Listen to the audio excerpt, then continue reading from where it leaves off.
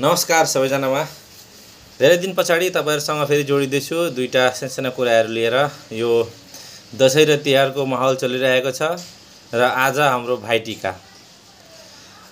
साधारणतमा भाइटिका किन मनाउने गरिन्छ भन्ने कुराहरु यो हामी सबैजनालाई थाहा हुनुपर्छ भनेर म कुरा राख्न आँट्दैछु। भाइदोज र भाइटिका एउटै जस्तो लाग्छ तर एउटै होइन। भाइदोज एउटा हिन्दूहरुको प्रमुख तिहार हो, त्यसमा अल ओभर इन्डियामा मनाइन्छ। तर भाइटिका विशेष गरी गोर्खाहरुको लागि मनाइन्छ। भाइदोजको एउटा कथा, पौराणिक कथा कस्तो छ भन्दाखेरि भाइदोजमा यसमा जम, जुन हाम्रो मृत्युका देवता पनि भनिन्छ, नरकका देवता, हाम्रो कर्मको लेखाजोखा गर्ने देवता जमराजको बहिनी यमुना उसको घरमा टीका लगाउन आएका थिए यो द्वितीयाको बेलामा। र त्यतिखेर उहाँले आफ्नो बहिनीलाई आशीर्वाद दिएको भन्ने एउटा कहानी छ, जसले गर्दाखेरि प्रत्येक दिन भाइदोज मनाउने गरिन्छ। यो जमराजाको कहानीलाई लिएर मनाइएको हुन्छ। अर्को यसमा कहानी कस्तो छ, जब कि हामी बलिराजाले पठाएका भनेर भन्छौँ, धेरै मान्छेलाई थाहा छैन र हामी मान्छौँ जुन विष्णुको एउटा 52 अवतार थियो त्यतिखेरका जुन एकजना बलि जसले आफ्नो टाउको थापिदिएका थिए, ती बलिराजा जुन त्यसको बारेमा हामी प्रहलादका नाति उनको बारेमा हामी सोच्ने गर्छौं जे बलिराजा भनेका ती हुन् र उनकै आदेशमा हामी देउसी भैलो गाउँदै हिँड्छौं भनेर हामी सोच्छौं। तर त्यो गलत हो, त्यो एकदमै त्यो सही होइन। वास्तवमा कुरो के हो भन्दाखेरि हाम्रो किरात राजा, बहुत पुरानो समयमा हाम्रो किरात राजा हुनुहुन्थ्यो, उहाँको नाम थियो बलिहाङ। र बलिहाङ महाराज उहाँ एक दिन अकस्मात, उहाँ एकजना बहुत शक्तिशाली क्षमता भएका एकजना बहुत बलिष्ठ र सबैजनाले जनप्रिय एकजना राजा शासक हुनुहुन्थ्यो बलिहाङ राजा। र उहाँ बहुत शक्तिशाली पौरखका व्यक्ति हुँदाहुँदै पनि उहाँलाई अचानक एउटा बिमारले छोयो। एकदम नयाँ बिमारले, नयाँ रोगले पीडित भए पछाडि उहाँलाई के भयो भने बहुत उपचारहरू गर्यो, उहाँले मुन्दुम पनि लगाउनु भयो र पनि बहुत शक्तिहरू तन्त्र मन्त्र गर्दा पनि उहाँ निको हुनु भएन।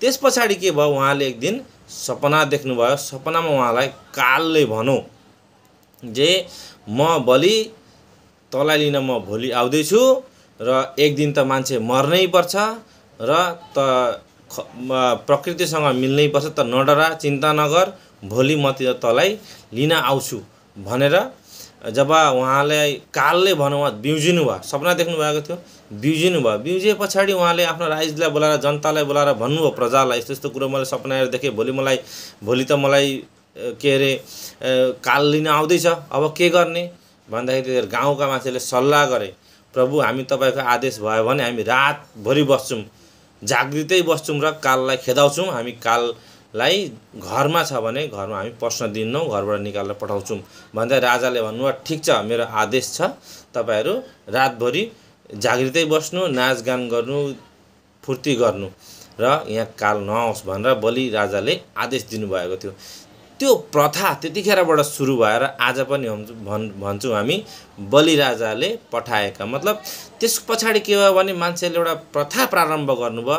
घर हाम्रो मान्छेहरुको घर गएर जहाँ पनि अमंगल, आसुरिक शक्तिहरु, नराम्रा शक्तिहरु, कालहरु जहाँ हुन्छन् त्यहाँ हामी रातभरि जान्छौं, फुर्ती गर्छौं। त्यो घरबाट नकारात्मक शक्तिलाई खेदाउने एउटा प्रथा त्यतिखेर सुरु भएको। त्यो हाम्रो विष्णु पुराणमा भनेको बलिराजाले गर्दा हैन, त्यो हाम्रो गोर्खाका राजा बलिहाङ राजाले भन्नुभएको थियो र उहाँकै बलिहाङ राजाकै आदेशले गर्दाखेरि यो हाम्रो प्रथा प्रारम्भ भएको। त्यसरी नै हामी देउसी खेल्छौं। छोरा मान्छेहरुले देउसी खेल्नु भयो, देउसीरे भन्दै देउसी खेल्नु भयो। त्यतिखेर बलिराजाले पठाएका भन्नुभयो, आए मान्छेहरुले मिलेर, छोरीचेलीहरुले मिलेर भैलिनी खेल्नु भयो, उहाँले पनि बलिराजाकै कुराहरु गर्नुभयो। त्यसरी हामीहरुले घर गएर त्यहाँबाट जति त्यो घरमा पनि काल लुकेको छ भने हामी खेदाउँछौं भनेर काल खेदाउँदै हामीहरुले बलिराजाको आदेशले देउसी भैली खेल्दै हामी गयौं। र यस पछाडि अर्को प्रसंग आउँछ हाम्रो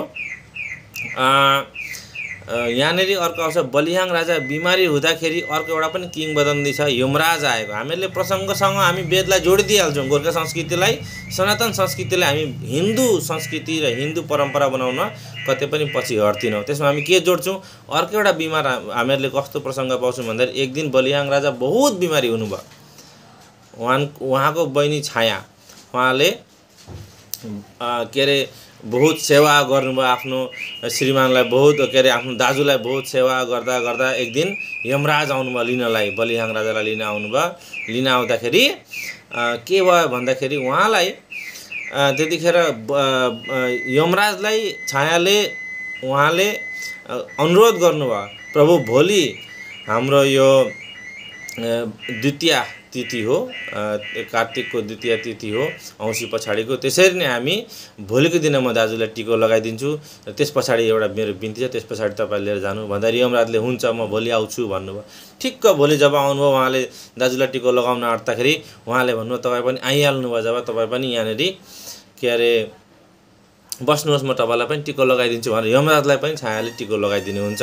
त्यस पछाडि उहाँले आशीर्वाद माग्न खोज्नुहुन्छ। आशीर्वाद माग्दा उहाँले भन्नुहुन्छ बहिनीले जबसम्म मेरो दाजुमा लगाएको जुन माला हो त्यो जबसम्म सुक्दैन, जुन मैले यो घेरो लगाएको छु जबसम्म यो घेरो सुक्दैन तबसम्म मेरो दाजुको प्राण तपाईँले नलगिदिनुहोस् भनेर उहाँले के अरे यमराजजीसँग प्रार्थना गर्नुहुन्छ। त्यतिखेर उहाँले हुन्छ, उहाँले यमराजले सोच्नुहुन्छ यो 2-4 दिनमा मुर्झाइहाल्छ, यो सुकिहाल्छ एकछिनमा पानीको घेरो भनेर सोच्नुहुन्छ। तर छायाले के गर्नुभएको थियो, त्यो पानी अलरेडी तेलको फन्को लगाउनु भएको छ, जसले गर्दाखेरि त्यो तेल सुकेन, टाटो रहिरहेको र माला लगाउनु भएको थियो सयपत्रीको माला। सयपत्रीको माला लगभग धेरै दिन बस्छ। त्यसरी नै फेरि आगुम आउनुभयो लिनलाई, आगुम फेरि भाइटिको लगाउनु भयो। क्रमान्वय गर्दै गर्दै बलिहाङ राजाजीको आयु बढ्दै पनि गयो र लास्टमा यमराजले खुसी भएर उहाँलाई आशीर्वाद दिनुभयो र म तपाईँको भाइलाई अहिले लान्न, अकाल मृत्युबाट बाँच्नु भयो। त्यसैले हामी हरेक साल तिहार पनि मनाउने गर्छौँ र तिहारमा दाजु भाइहरूलाई हामी बहिनीहरूले टिको लगाइन्छ। यमराजको त्यो हड्डी पनि फुटाउने पनि गरिन्छ। त्यसरी नै यो चलनहरू छन् र हामीले यो कुरो चाहिँ बुझ्नुपर्छ, तिहार हाम्रो एउटा सात्विक गोर्खा संस्कृति हो र गोर्खा संस्कृति हो यो के अरे सिधासिधी हिन्दूको मूल संस्कृति होइन, यो गोर्खाहरूको मूल संस्कृति। यसमा विष्णु पुराणका कुरा आउँदैन, यसमा हाम्रो बलिहाङ राजा किरात सम्प्रदायहरूको किरात जुन इतिहासको कुराहरू आउँछन् यो हामीले बुझ्नुपर्छ। बलि भनेको त्यो टाउको थापिदिने, धेरैजनाले यस्ता पनि भन्छन् जे देउसिरे भनेको टाउको थापिदिएका थिए, टाउकामा चाहिँ थापेका थिए विष्णुले, कहाँ टाउको खुट्टो राखौँ भन्दा मेरो टाउकामा थाप्नु भनेर जुन टाउको शिर दिएका थिए त्यो कुरो होइन। शिरमा आशीर्वाद दिनु भनेको, देउसिरे भनेको शिरमा आशीर्वाद दिनु भनेर यो कुरो हो। हामी आशीर्वाद लिँदै एउटा देउसी भैलो गाउँदै हामी जान्छौँ। यी सब प्रचलनहरू छन् र हामीले आफ्नो संस्कृतिलाई विकृत पार्न हुँदैन। जेमा पनि पुराण महात्मा वेद पुराणहरूलाई जोड्न हुँदैन। मौलिकता हाम्रो बचाउनुपर्छ। हाम्रो गोर्खा संस्कृति मौलिक संस्कृति हो, यसलाई हामी जोगाउँ, यही नै म अनुरोध गर्छु। र चाँडै नै अरू पनि विषयहरूमा म कुरा राख्छु।